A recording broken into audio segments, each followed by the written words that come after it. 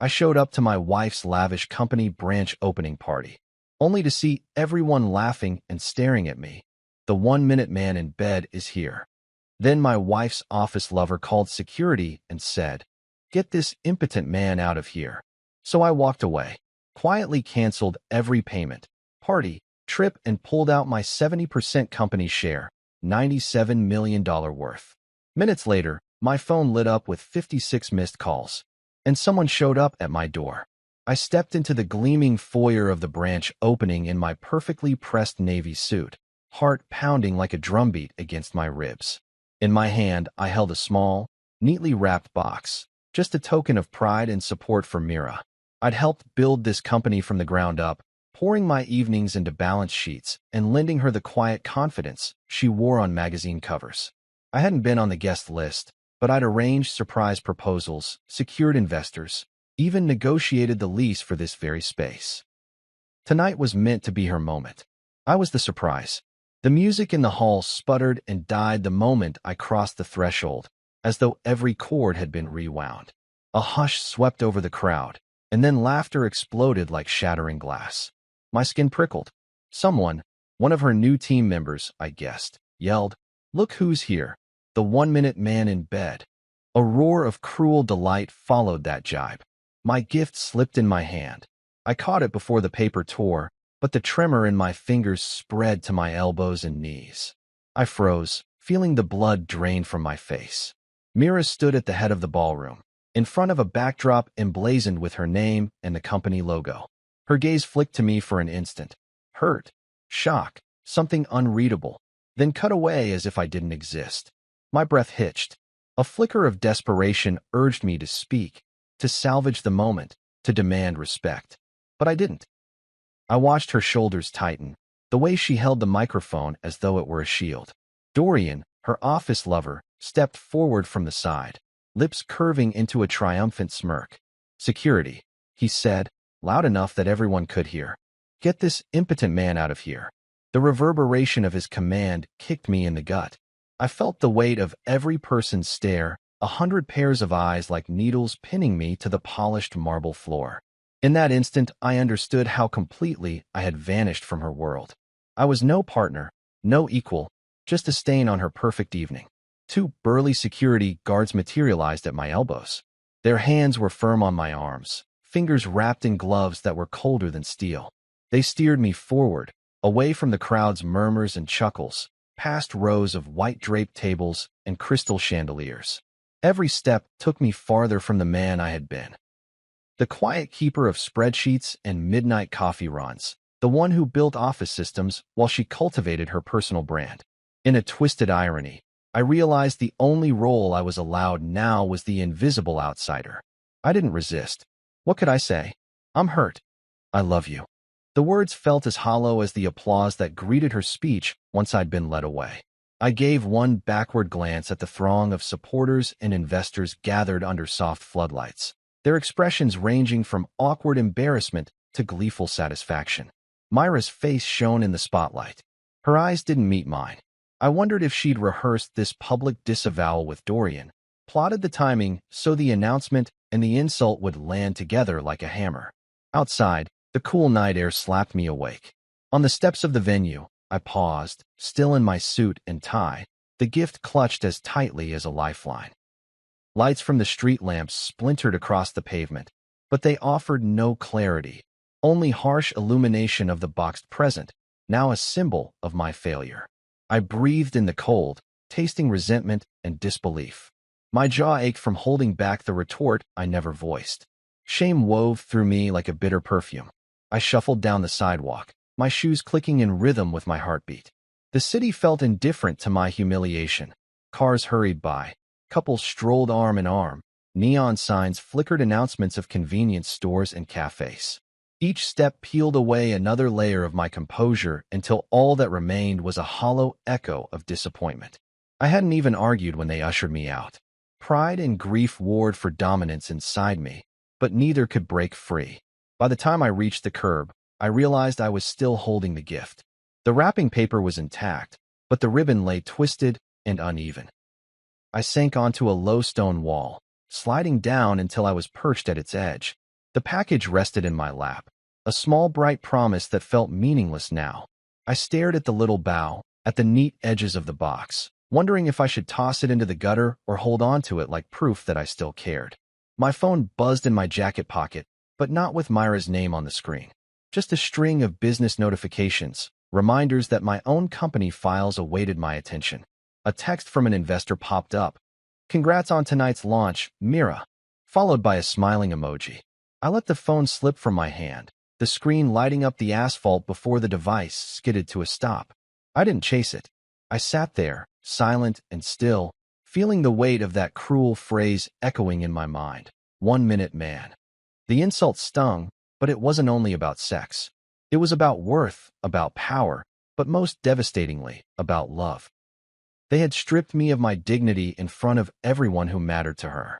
I closed my eyes and felt the ache of rejection slide between my ribs, nestling there like a shard of glass. I wasn't angry yet. I was too stunned. I lifted the gift and held it against my chest, as if it might protect me from the truth, that in her brand new world, I no longer had a place. I sank onto the cold bench outside the gleaming branch opening, the neatly wrapped gift still resting in my lap like a fragile promise I couldn't deliver. Streetlights spilled pools of amber across the pavement, casting long, wavering shadows that flickered like ghosts of every memory I'd built with Mira. My shoulders slumped, and the weight of that small box felt heavier than any burden I'd carried for the company. I traced the edge of the ribbon with a fingertip, imagining how she might have unfurled it, cracked open the paper, and found the delicate bracelet inside, a simple silver link engraved with her initials. Instead, I sat alone, the night air crisp against my skin, and listened to the silence of a phone that ought to be buzzing with her apology. My phone did buzz, but not with her name. The screen lit up with a string of automated notifications, stock reports, reminders of upcoming board meetings, half-read emails from investors.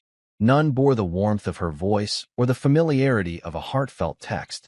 I stared at the blank space where her reply should have been and felt the ache of betrayal twist in my gut. The laughter from inside the event still echoed in my ears. Harsh, triumphant, dismissive. Impotent man, they'd called me. It wasn't merely a taunt about my body. It was a declaration that I was useless, invisible, unworthy of the life we'd shared. The knowledge cut deeper than any insult I could have hurled at them.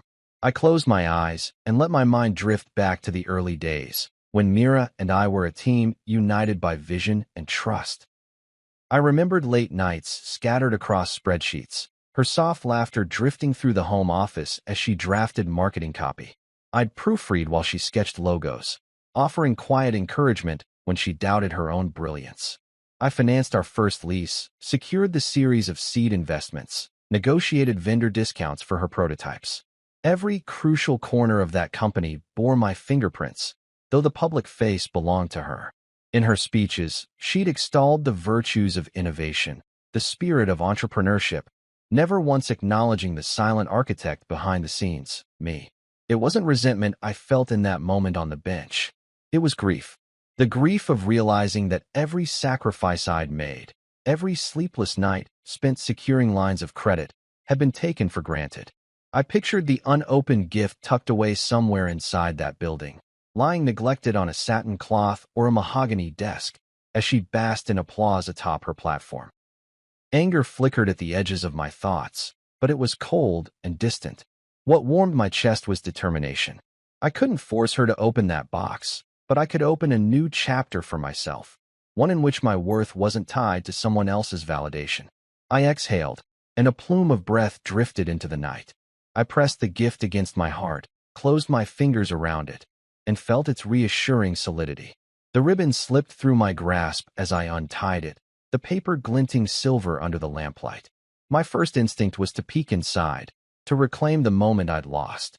But I paused, looking up at the building's darkened facade through the glass walls, no longer a place I could call home. The gift was hers to open, not mine to force. With a decisive motion, I gathered the wrapping and tossed it to the ground. The rustle of paper felt like a liberation.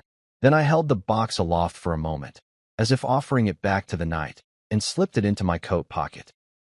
The promise it embodied was mine to reframe, no longer a testament to pride in her accomplishments, but a reminder of everything I was capable of achieving on my own. My phone buzzed again, another email, another alert.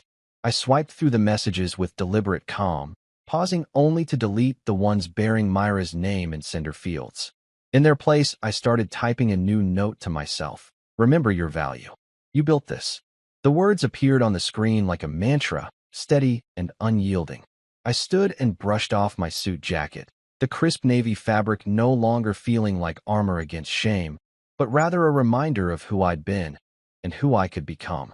The city's hum softened at my back as I took a step away from the bench. My path lay forward, not back to that building or the mocking eyes within. I felt the steady thrum of purpose pulse through my veins, stronger than any insult or humiliation. As I walked, the unopened gift nestled against my chest beneath my jacket. I realized that the true power lay not in exposing someone else's wrongdoing, but in reclaiming my dignity on my own terms. No longer the silent supporter, I would become the architect of my own destiny. Mira could keep her empty stage. I was heading toward a future where respect wasn't borrowed. It was earned through action and integrity. By the time I turned the corner onto the quieter street, the gift no longer weighed me down. Instead, it reminded me that kindness endured beyond rejection, that generosity could flow in every direction. I pocketed my phone, squared my shoulders against the night breeze, and began to carve out a new narrative, one where I would claim the applause that had always been rightfully mine. I returned home that evening with the gift still tucked in my coat pocket, a silent testament to the pride I once felt. The streetlights flickered as I climbed the steps to our front door, and each creak in the old wood underfoot echoed the fractures in my life.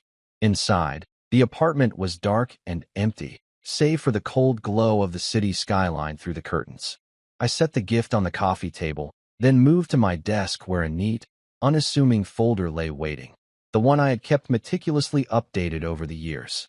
I flipped on the lamp and opened the folder to the first page, a printed invoice from our earliest days, dated nearly a decade ago. The currency conversion rate was scribbled in the margin, and my handwriting marked the cost of licensing fees I'd negotiated on Myra's behalf. I traced the faint pencil strokes, recalling how I had offered my savings to fund her vision when no bank would lend us a dime. My chest tightened at the memory of handing over that down payment, barely daring to hope it would become more than a gamble. I rifled through the stack. Wire transfer confirmations, digital prints of bank statements showing six-figure amounts wired from my personal account into the company's operating fund, emails with heads of wealth management praising my credit line. 70% of the capital had come from me. I remembered the late nights huddled in coffee shops, counting the dwindling funds, calculating whether we could afford another round of prototype tests. Mira had been our public face, but I was the scaffolding holding her performance aloft. Each document I pulled from the folder carried its own story. There were copies of the convertible notes I co-signed, the promissory notes I drafted to secure short-term loans, spreadsheets I built to track burn rates. I even found the insurance policies I arranged to cover product liability, dedicating hours to negotiating premiums so that our fragile startup wouldn't crumble under legal scrutiny. I flipped through every page, feeling the weight of my contributions accumulate like layers of sediment. Each sheet a sedimentation of my sweat and faith. Then I reached the tax filings. My name appeared on every K-1 distribution statement, my social security number entwined with the company's EIN. I recalled the meeting when I had insisted we file as an S-corporation to maximize her personal brand's tax efficiencies, the arguments we had about dollars saved versus dollars earned. Mira had waved away my concerns, trusting me to handle the minutiae while she dazzled investors on stage. Now it struck me how invisible I had been in her success story. I closed the folder gently and opened my laptop. A blank spreadsheet waited for me, columns labeled date, description, amount, account, notes. I began entering figures. The $250,000 seed round I funded, the $1. 2 million series A wire I initiated after negotiating a valuation I deemed fair, the $500,000 bridge loan I underwrote when investors balked. As I typed each line, the numbers formed a ledger of my devotion, a ledger that should have warranted respect but instead became ammunition for public humiliation. A new folder lay beside me, its flap fresh and crisp. On it, I printed a bold label. Final. The word felt good on my tongue, heavy with promise. I reassured myself that this folder would mark a turning point. I poured another cup of coffee and spread the chart printouts on the desk, arranging them into stacks by year. There was a certain poetry in seeing the trajectory of commitment drawn in bar graphs and pie charts, a visual testament to every sleepless night and every penny risked. I paused and looked out the window. The city lights shimmered like a constellation of opportunities yet undiscovered. The receipts and invoices were more than proof of loan agreements. They were proof of my capacity to create, to endure, to build. They reminded me that my worth was not measured by applause, but by the integrity of my actions. My throat tightened with gratitude for the experience, even as it trembled with the sting of betrayal. With deliberate care, I placed each document into the new folder, my fingers brushing embossed labels and printed ink. When the last sheet slid inside, I snapped it shut. It was compact, but it contained the sum of my partnership in the company that had turned its back on me. I laid the final folder atop the original one, as though stacking the old chapters beneath this new resolution. I leaned back in my chair, clutching the folder to my chest. A slow, sure sense of calm washed over me. I realized that the humiliation I had endured could fuel my next chapter. The receipts were a weapon not of vengeance, but of self-assertion, a reminder that I possessed the skills, the capital, and the tenacity to begin again. The gift on the coffee table caught my eye. I rose and retrieved it, lifting the ribbon to inspect the box. For a moment, I considered tossing it aside in anger, but instead I placed it gently into the final folder, as though sealing my past kindness within the ledger of my future resolve. I shut off the lamp and closed my laptop. In the hush of the apartment, I heard my own heartbeat, steady and resolute. The folder lay on the desk like the blueprint of my next move, the unspoken contract with myself to reclaim agency and dignity. I stepped away from the desk, pausing for a final glance. Tomorrow, I would begin executing the strategy outlined within these pages. Tonight, however, I simply breathed the quiet thrill of purpose, knowing that my silence would speak louder than any shout. That night, I sat alone at my home office desk, the glow of multiple screens illuminating my face as if spotlighting a stage I'd reclaimed. Silence reigned in the apartment, broken only by the rhythmic whir of the computer's fans and the soft click of my keyboard. I opened the secure credentials file I'd maintained since the company's inception, logins for finance portals, vendor management platforms, travel booking sites, even the private blockchain node where our equity controls resided. My heart thrummed, each beat echoing a mix of trepidation and steely resolve. This was my moment to act, to translate my quiet fury into decisive steps that would dismantle the empire built on my sacrifice. First, I navigated to the hotel accounts.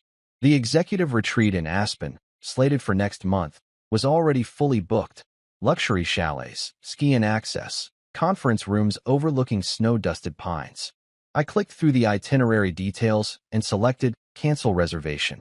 A cascade of automated prompts confirmed my authority. The system displayed a polite apology notice, promising full refunds. I let out a small breath, tasting the bitterness of reprisal mingled with the sweetness of justice. No more would they toast champagne in my name while mocking the man who funded every reservation. Next, I turned to the vendor contracts. I accessed the procurement portal and located the executive lounge renovation at their flagship headquarters. Marble flooring, custom cabinetry, a sculptural reception desk. I marked the contract, terminate, then sent the official notice. At the same moment, I canceled 3 catering agreements for the gala dinners, stopped payment authorizations for the branded swag shipments, and retracted our commitment to a 5-year audiovisual service contract. Each cancellation triggered an email, terse notifications that didn't know the full story. I pictured the panic that would ripple through her team when they realized their polished events and white-glove services had been yanked away, leaving bare walls and empty plate carts. With the operational cutbacks in motion, I shifted to shareholder rights. I opened the equity management dashboard, where the cap table glowed with the distribution of shares. Mira owned a significant portion, Dorian a smaller slice, and I held the largest block. I activated the emergency freeze function, a feature I'd insisted upon during the company's founding precisely for moments like this. Instantly, the $97 million funding pool under my control locked down. All pending fund disbursements halted. Venture capital deposits remained in limbo. A confirmation dialog appeared. Funding pool successfully frozen. I stared at those words, feeling the thrill of power surge through me as though I'd pulled the lever on a giant vault door. I leaned back in my chair, fingertips brushing the cool metal of my desk lamp. My reflection in the dark window looked different. Eyes more focused, shoulders less weighed by doubt. I considered the dawn's board meeting, when news of the freeze would spread like wildfire. I imagined Myra's face when she realized the capital she'd trumpeted in press releases was now locked away, inaccessible. I imagined Dorian's bravado fading when he saw his own compensation and expense accounts suspended. I had been invisible for too long. Now I would be undeniable. Still in the glow of my victory, I drafted a concise notification to the board, signed with my formal digital signature. Effective immediately, pursuant to Section 7.3 of the Shareholders Agreement, I am exercising my right to freeze the designated funding pool. Further details available upon request. I didn't gloat, didn't elaborate. The words were enough. Any board member worth their salt would know what came next. Emergency calls, crisis meetings, reputations on the line. I saved the email as a draft. I would send it at sunrise, timing it to coincide with the open of business in New York. I shut down the travel and procurement tabs and reopened the company's main financial portal. I reviewed the cash flow statements.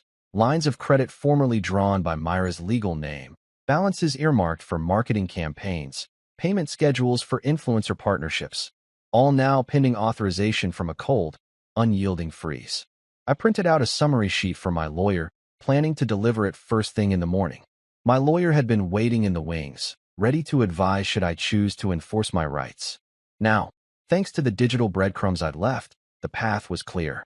I closed my laptop and allowed myself a long exhale, leaning back so far the chair creaked in protest. The apartment felt warmer, more mine. The air carried the faint scent of my coffee, now cold. I stood, stretched my arms overhead, and felt the tension drain from my spine. In that moment, I recognized the magnitude of what I'd done, seized control, asserted my stake, and sent a message that silence, yes, my trademark silence, could be louder than any public outcry. At the edge of my desk lay the final folder from the night before, containing every invoice and wire transfer I'd ever made. I reached out, placed a hand on its textured cover, and tapped it gently. It felt solid, like the foundation beneath my feet. I would move forward with this document as both armor and blueprint. Before leaving the office, I retrieved my phone and composed a brief text to Marla, Myra's assistant. Morning. You and I need to talk. I didn't elaborate. She would sense the gravity. Then I locked my phone and slipped it into my pocket, heading toward the bedroom. As I crawled under the sheets, fatigue washed over me in heavy waves. Yet beneath the exhaustion, excitement shimmered. I had disrupted their world at the very core. I had reclaimed agency over my own life and finances. Tomorrow would bring chaos for them, but for me, a calm dawn of autonomy. I drifted to sleep with the hum of the city outside my window, a lullaby to accompany a man unbowed, unbroken, and ready to forge his own destiny. Morning light filtered through the hotel curtains, painting soft gold stripes across the rumpled sheets. For a moment, I lay still, listening to the distant hum of traffic below and the faint click of a hallway door. My phone lay silent on the nightstand, but I already knew what awaited me. An avalanche of missed calls and messages that would shatter the precarious calm I'd carved for myself. I steeled my resolve and sat up, swinging my legs over the edge of the bed. My suit jacket hung on a chair beside the desk. I shrugged into it, the fabric snug against my shoulders, and patted the inside pocket where I kept a copy of the board notification. From here onward, everything would happen on my terms. I reached for the phone. 56 missed calls glared at me, a retrospective on the chaos I'd unleashed. Mira, Dorian, Marla, my lawyer, and even a handful of numbers I didn't recognize. Name after name insisted on explanations. A string of voicemails ran longer than I cared to listen, pleading apologies, stammering questions, frantic promises. I let the screen settle on the voicemail list and tapped delete. Each press felt like another step away from the man they thought they could break. I returned to the message list and began deleting texts, emails from investors demanding conference calls, push notifications from project management platforms spamming urgent alerts, social media pings from colleagues tagged in crisis threads. I didn't intend to hide. I intended to choose my moment to respond. For now, silence remained my strongest statement. I rose and made my way to the minibar. The plush carpet whispered under my feet as I poured a glass of water and took a deep swallow. With my reflection in the mirror, dark circles under my eyes, expression calm but hawk-like, I felt something shift inside me. The faceless majority of my life had been reduced to panic-stricken pleas. Now the world would bend to meet the consequences of its own arrogance. Just then, my lawyer's name popped up. I answered. "They've seen it," I said, voice steady. "Funds are frozen. Aspen retreat canceled. Lounge renovations terminated. Who's next?" He inhaled sharply. "Board's convening an emergency meeting at 9. Mira is calling a special session of investors this afternoon. They're scrambling to find liquidity." I let the silence stretch. Good. Minutes later, another call came through Marla. She'd never sounded so tentative. "Are you okay?" she asked, voice cracking. "Everyone's in meltdown." "I'm fine," I replied. "Meet me in the lobby in 30. She hesitated. "What do you want?" "Answers." I hung up without another word. I showered quickly, the hot water washing away the residue of sleepless nights more effectively than any shampoo. In the mirror, I studied my face, marked by determination. By the time I stepped into the lobby, I wore not just a suit, but the armor of conviction. Marlo waited by the front desk, her eyes red-rimmed, makeup smudged in places. She straightened when she saw me, lips parting in a silent question. I offered a small nod and steered her toward the seating area. Plush armchairs faced a low table strewn with business magazines. I sat. She perched on the edge of the chair opposite me, hands twisting in her lap. "Marla," I began, voice low but clear. "Why didn't you stand up for me? When Dorian ordered security to haul me out, you let it happen." Her gaze dropped. "I'm sorry. I felt powerless. Dorian threatened to fire me if I did anything. Mira made it worse by not saying a word. You did nothing." I leaned forward. "You saw the look on her face. You saw the gutting of everything I built. You stayed silent." Her eyes met mine, brimming. "I know. I was scared. But I'm scared now, too. The board's in an uproar. Investors are threatening to pull out. Dorian doesn't know numbers. He never has. And Mira, she's lost control." A slow satisfaction spread across me. "Good." She blinked. "What are you going to do?" I closed my eyes, picturing the spreadsheet summaries in the final folder, the invoices, the wire transfers, proof in my own hand that I had been the company's backbone. "We're going to create a bridge loan," I said. "I'll authorize a $20 million interim facility to keep them afloat until they find new financing. But there are conditions." Marla's shoulders tensed. "What conditions?" I opened my eyes. "First, Mira steps down as CEO. She can take an advisory role, but no operational control. Second, Dorian's contract is terminated. He'll leave with a negotiated severance. Third, the board composition changes. I get 2 seats, including the chair of the audit committee. And fourth, we bring in an independent financial controller, someone with no ties to the old regime." She gasped. That's drastic." "It's necessary," I said. "They humiliated me publicly. They erased my contributions. They can't be trusted with my money unless they agree to these terms." Tears slid down her cheeks. "I'll tell them." I rose and offered a hand. "Thank you, Marla. You're doing the right thing." She nodded, accepting my hand. "I always believed in you," she whispered. "I just never knew how to show it." In that moment, compassion softened the sharp edges of my resolve. I squeezed her hand. "Then show it now." She stood and walked back toward the front desk, shoulders squared. I watched her go, then turned to the windows overlooking the street. The city moved on, unaware of the shifting power dynamics inside this hotel. Soon, every executive in that building would be reading my terms, scrambling to preserve their own positions. I returned to my room and poured another glass of water. The phone buzzed again, this time with a message from my lawyer. Draft agreement attached. sign, and return to counsel.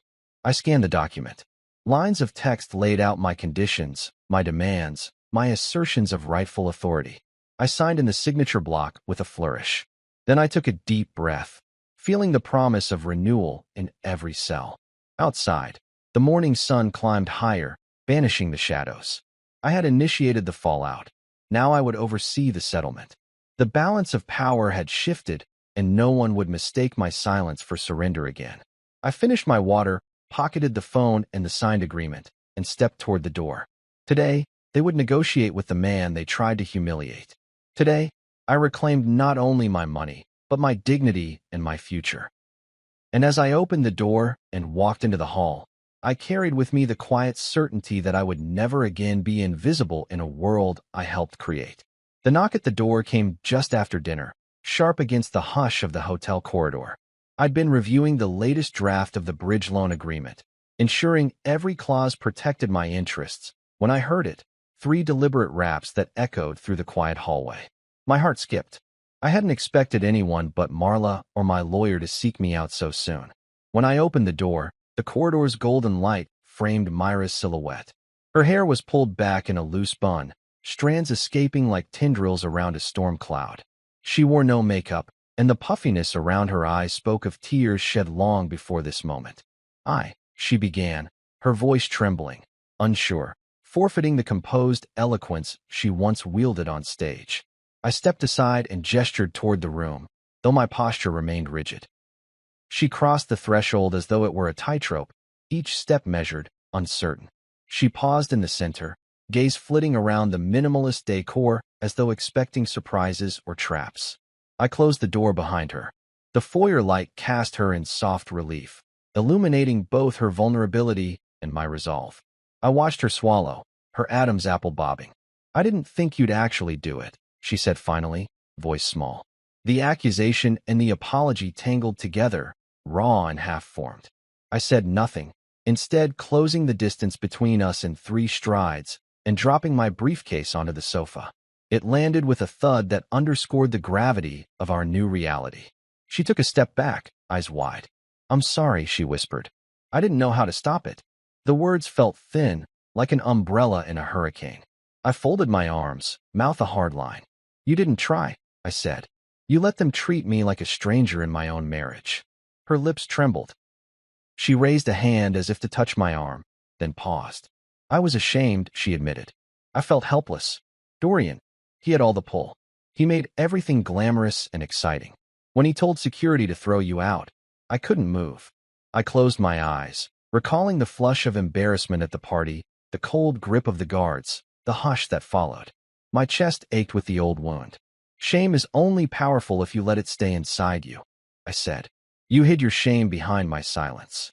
She nodded, tears slipping down her cheeks. "I was dependent on you," she confessed. "I built my brand on your labor. I used your money, your expertise, your name. And then I was terrified of losing it all if I spoke up." Silence stretched between us, taut as a drawn bow.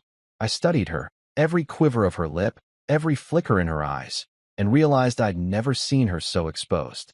The public persona had crumbled, revealing the woman beneath, flawed, regretful, desperate for redemption. Yet even in her vulnerability, I found no comfort. "I erased you," she whispered, voice barely above a breath. "I erased the man who held up my world." I exhaled, letting the tension drain from my shoulders. "You erased me in front of everyone I cared about," I replied. "That cuts deeper than any company account freeze." Her gaze dropped to the carpet. She seemed to shrink within the space, as though she wished to disappear. Then she lifted her head, resolve kindling in her eyes. "I want to fix this," she said, voice steadier. "I'll sign your agreement. I'll step down. I'll do whatever it takes." My mind replayed the clauses I'd drafted, repayment schedules, board seats, severance for Dorian, her resignation. Everything I'd demanded to protect my money and my dignity. I considered telling her there was more, an apology that went beyond legal documents, an admission that trust would take time to rebuild. But I didn't. Instead, I let her words hang in the air like an offering. "I appreciate that," I said quietly. "But this isn't about just signing papers." I folded my arms again, though the rigidity in my chest softened slightly. It's about acknowledging what happened. In here, I placed a hand over my heart, then let it rest by my side. You need to understand the consequences of your choices, not just the financial fallout. Tears welled again. She took a hesitant step forward. I do understand, she said, voice barely above a whisper. I lost you. I lost everything that mattered. And her voice broke, but she pressed on. I will live with that. I watched her inhale, as though drawing courage from the silent room. In that moment, I recognized the hardest part. Mercy. Justice had been served by freezing funds and restructuring the board. But mercy would come from acknowledging the truth between us and deciding whether to build something new or leave the ruins behind. I sighed, the sound soft and weighted. I'll send over the revised agreement tomorrow, I said. It will include a clause about a public statement, something to acknowledge the truth of what happened, so the world can see more than just the headlines. She nodded, determination tempered with humility. I'll do it, she promised. We stood in silence again, two figures in a quiet room, separated by trust broken and perhaps beginning to mend. I realized then that this was more than a negotiation of dollars and board seats. It was the reckoning of a relationship built on unspoken debts and silent sacrifices. She pressed her fingers together, tears glimmering in her eyes. I'm sorry, she said again, softer this time. For everything. I took a measured breath, the weight of my anger and the sting of her apology settling into a fragile drift. I know, I replied. Now let's see what comes next. She offered me a small, tentative smile, a gesture that felt like the first flicker of dawn after a long night. I returned it with a nod. Then, without another word, I turned toward the desk where the folder labeled Final lay waiting, and she followed me. Together, we stood at the precipice of an uncertain future, one we would have to chart without the safety net of silence. When I walked back into the company offices the next morning, the familiar hum of printers and ringing phones had been replaced by an uneasy silence. The lobby's polished marble floor reflected a scene of quiet abandonment. Half of the reception chairs lay empty, and the display cases that once held gleaming product prototypes stood empty or dusty. I carried my briefcase in one hand and the final folder in the other, each step echoing against the walls in a way that underscored how thoroughly the landscape had changed. My arrival prompted glances from a handful of remaining staff members, their expressions flickering between relief and trepidation. I nodded once, acknowledging the tension that hung over the place like a thick curtain. Upstairs, I found Marla sitting at her desk, drumming her fingers against the mahogany surface. When our eyes met, relief washed over her features. She rose to her feet, clutching a single sheet of paper. He's here, she said softly, nodding toward the glass-walled boardroom. Dorian is waiting. The others are in the next room. I thanked her and entered the boardroom, where a circle of uncomfortable chairs faced a broad conference table. Mira sat at the head, looking small in an oversized blazer, her hair pulled into the same bun she'd worn at the hotel. Dorian stood by the window, arms crossed, but his usual smirk was gone. He seemed hollowed out, as though he knew his position was untenable. A handful of executives clustered in the far corner, whispering with furrowed brows. Investors lingered by the door, watching me like predators evaluating whether to strike. I placed the final folder on the table, its weight a silent reminder of every investment I'd made and every sacrifice I'd endured. Then I opened my laptop and projected the summary I'd prepared, a concise breakdown of capital contributions, a timeline of cancellations, and the terms of the bridge loan agreement. The slide that detailed Dorian's termination stayed on screen longest, the text stark against the white background. I looked up at him. His jaw clenched, but he said nothing. Mira cleared her throat, voice wavering. We've reviewed your proposal, she began, and we're prepared to comply. A murmur of surprise rippled through the room. No one expected her to concede so fully.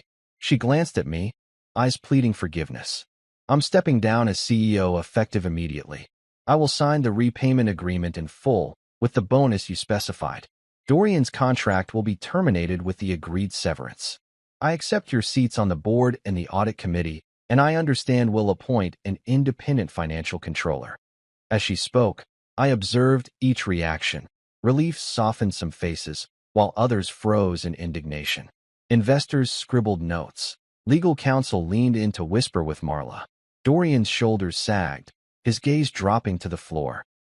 I felt a surge of vindication, but also a flicker of something unexpected, sorrow for the ruinous path we'd taken.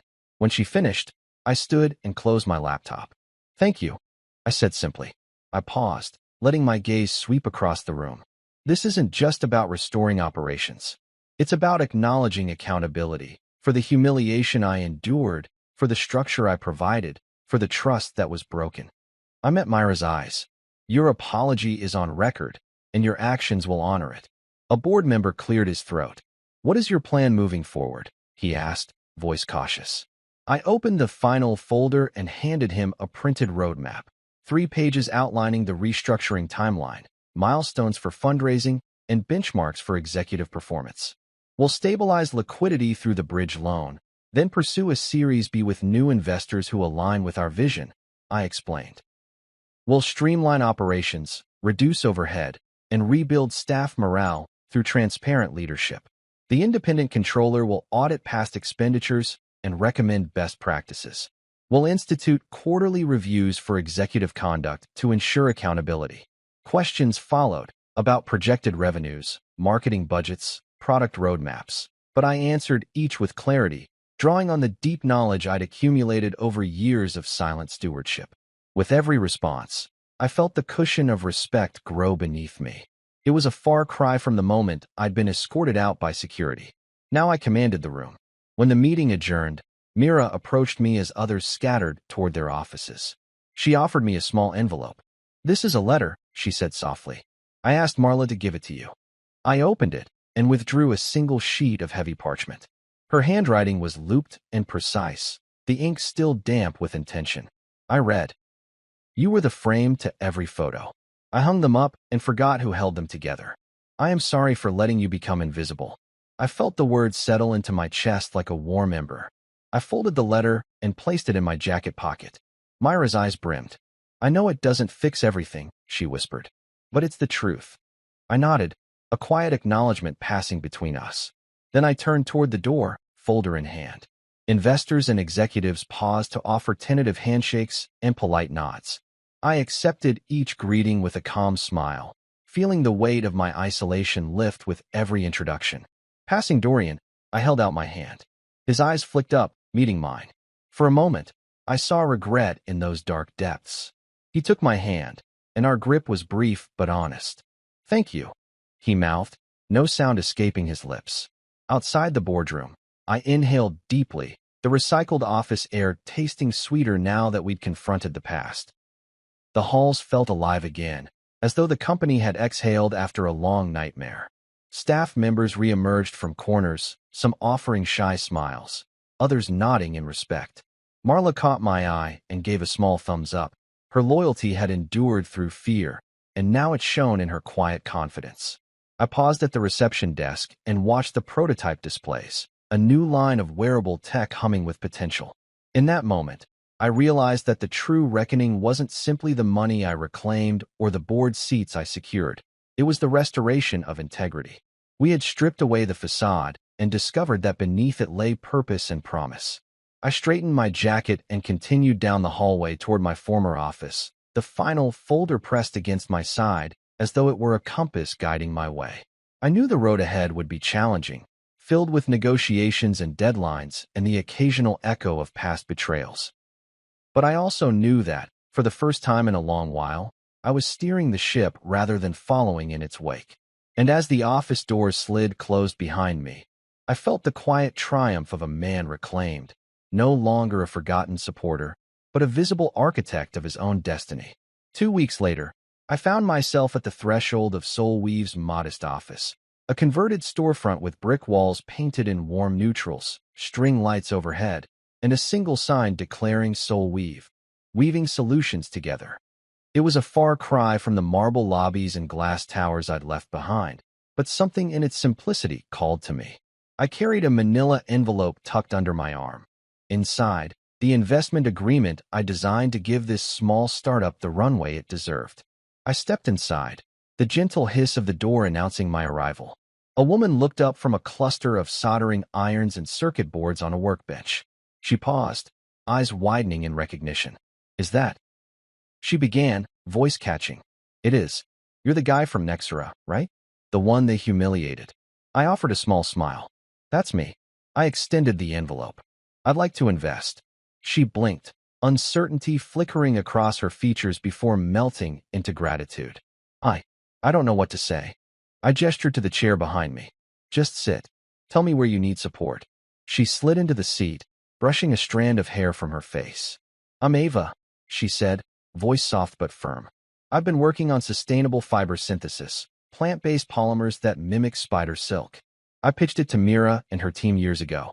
They laughed it off as a hobby project, said it didn't fit their brand narrative. I kept going alone, cobbling together equipment, teaching myself structural modeling on nights and weekends. I nodded. Persistence pays. I placed the envelope on the table. This will cover your next 18 months of R&D, equipment upgrades, and pilot manufacturing. Her eyes filled with tears. You're giving me everything I asked for years ago. I'm giving you what you earned, I said. Your idea had legs. I regretted not supporting it before. Ava exhaled, relief evident in her slumped shoulders. She opened the envelope and skimmed the agreement. Terms fair, no hidden clauses, interest rates designed to foster growth rather than extract profit.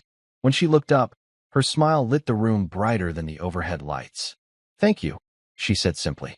I leaned back, watching her unfold the possibilities before her. I'd like to be a silent partner, I added. I'll advise when needed, but this is your vision. She nodded, conviction shining in her eyes. I wouldn't have it any other way. Over the next hour, we talked shop, polymer matrices, supply chain challenges, pilot batch targets. She showed me prototypes, fine threads that glinted in the afternoon sun, strong enough to support weight but soft to the touch. I held one strand between my fingers, feeling the tensile strength she had coaxed from humble plant matter. It was remarkable. When our meeting ended, Ava walked me to the door. She paused in the entrance, turning back. You okay? She asked, as though testing whether I belonged in this world of startups and scrappy entrepreneurs. I looked around at her workspace, tools neatly arranged, whiteboards covered in formulas, a stack of journals containing her experimental data. More than okay, I said. I feel alive. She smiled, and I realized it was the first genuine smile I'd seen from anyone in weeks, untainted by fear or obligation, born of gratitude and shared purpose. I slipped out into the street, the sun warm on my back. I felt lighter than I had in months, no longer tethered to the ruins of the old company, but propelled forward by the promise of something new. Over the next several days, I checked in on Solwe's progress. Ava sent weekly updates. Images of new reactor prototypes, video clips of fiber strength tests, notes on regulatory filings. Each email carried an undercurrent of excitement, reminding me of the thrill I once felt helping build Myra's company. But here, every success was shared, every challenge met with collaborative problem-solving rather than ego-driven directives. One morning, I walked into Ava's lab unannounced. She looked up from the microscope and grinned. Hey, you, she said. I was just about to run fiber alignment tests. Want to see? I nodded eagerly. She invited me to a workbench where a small spool of fiber awaited. She threaded it through a digital tensiometer and with a flourish pressed start. The device hummed, measuring tensile strength as the fiber stretched. The readout climbed higher than previous tests. Ava raised her eyebrows in triumph. That's over 1.2 gigapascals, she said. Stronger than steel. I whistled softly. You've done it. She looked at me, pride shining in her eyes. We did it. Her use of we resonated deep within me. I realized that I was no longer the isolated financier or the sidelined husband. We were partners, collaborators. I smiled, feeling the warmth of true camaraderie. That evening, as I walked back to my studio apartment, I reflected on how different this felt from my life with Mira. There were no boardrooms, no orchestrated presentations, no empty applause. There was only purpose, mutual respect, and the quiet satisfaction of shared achievement. I pulled out my phone and drafted a text to Marla, who'd become one of my few confidants, invested in Solweave. It feels right. I pressed send and slipped the phone into my pocket. The city lights flickered on around me, but they no longer represented the hollow glamour of a world that had rejected me. Instead, Each one was a beacon, a reminder that there were untold stories waiting for someone to believe in them. And as I strolled through the neighborhood, I understood that I wasn't just escaping Myra's world. I was weaving a new one, thread by thread, powered by integrity, respect, and the unwavering belief that true success is built together.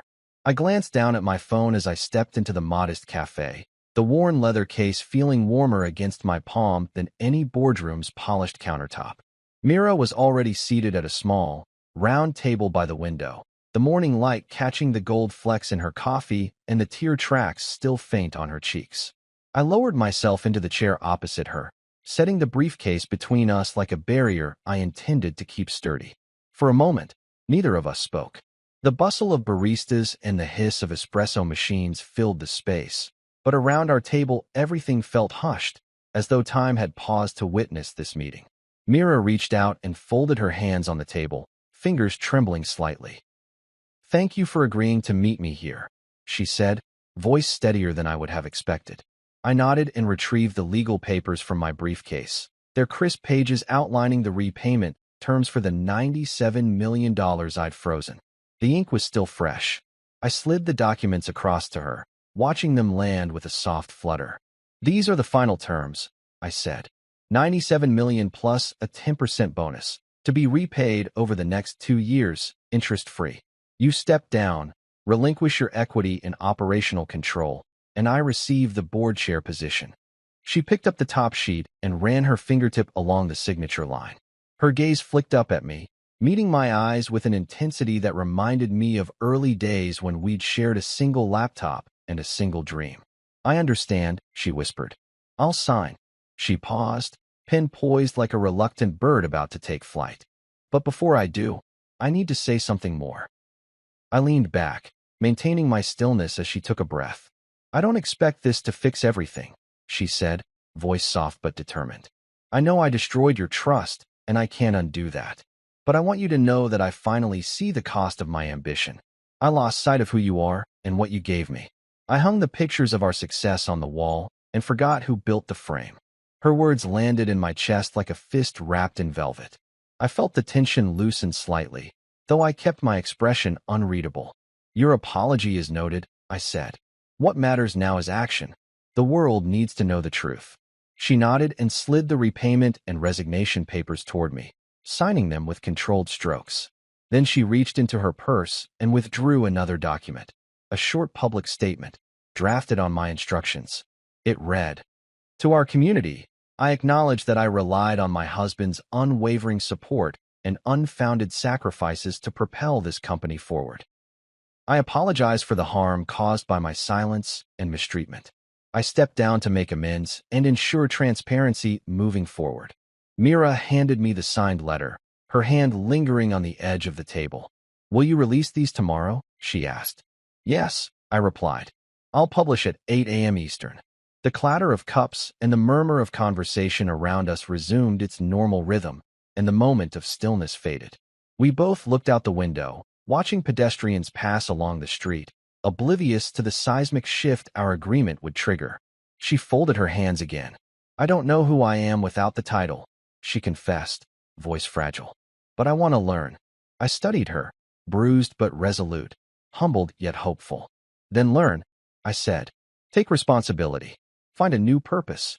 I'll withdraw my support for extending operations in your direction, and you can forge your path from scratch." She nodded, tears welling once more, and offered a faint smile. "Thank you," she said, voice thick with gratitude. I remained silent, allowing the weight of our exchange to settle between us. The cafe's atmosphere felt lighter now, as though honesty had lifted a cloud. I stood, gathering the signed papers and my briefcase. As I walked away, I heard her call my name. I paused, turned, and she mouthed, "Good luck." I offered a curt nod and stepped into the sunlight of a future no longer defined by shared illusions, but by the clarity of truth and the promise of new beginnings. I moved into my new studio apartment the day I finalized the last of the company documents, 10 feet by 12, with a window overlooking a brick courtyard. The air felt different here, lighter, as though it carried room to breathe rather than the stale heaviness of boardroom politics. There were no receptionists to impress, no assistants to fetch coffee, just blank walls waiting for me to leave my mark. I carried in a single cardboard box containing essentials: a laptop, notebooks, my favorite fountain pen, and the silver bracelet I'd meant to gift Mira. I placed the box on the hardwood floor, paused, and then set it aside unopened. I unpacked slowly, arranging books on a shelf, rolling out my yoga mat, hanging a handful of abstract prints I'd picked up at flea markets. Each task felt grounding, a reminder that life continued beyond spreadsheets and shareholder votes. I made coffee on a small hot plate, the aroma filling the room in comforting swirls. As I sipped from a chipped mug, I glanced out the window at the courtyard below: potted plants, wrought iron chairs, and a stray cat weaving through the shadows. It felt like an actual home. In the days that followed, I settled into a new rhythm. Mornings began with stretching and journaling. I tracked daily wins and challenges, setting intentions rather than ticking off endless to-do lists.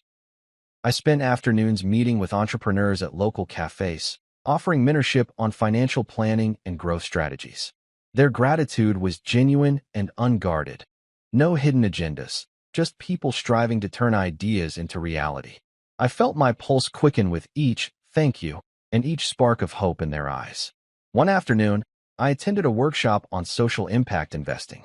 The organizer introduced me to a network of investors focused on clean energy, social housing, and educational startups.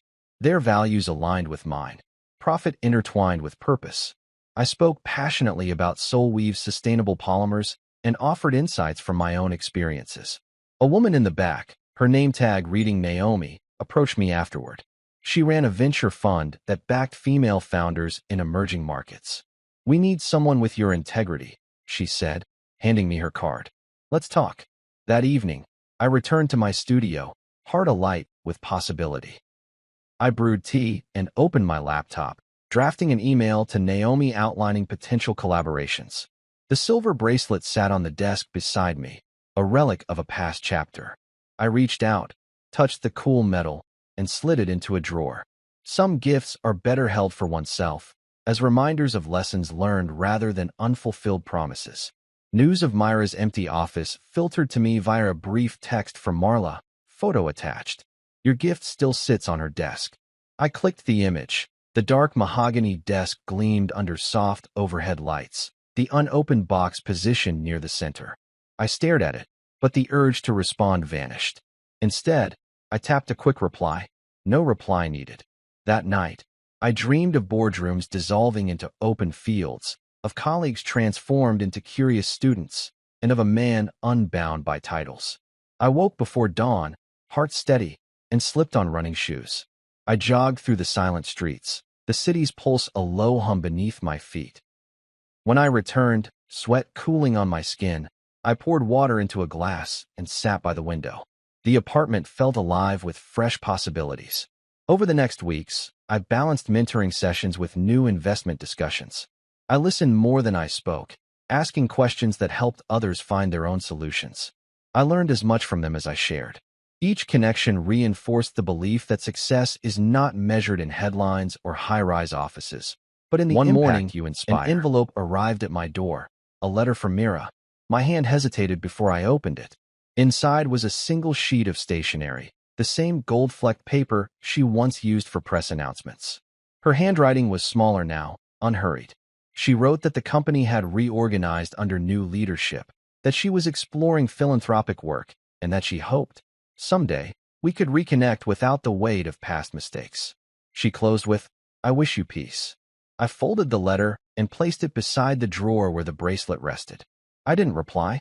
In that moment, I recognized that closure can come without closure, acceptance without reconciliation. I stood, walked to the drawer, and slid it closed. The studio was quiet but full, every corner reflecting the man I'd become. I poured another cup of coffee, settled into my favorite chair, and opened my laptop. On the screen, an email draft to Naomi awaited.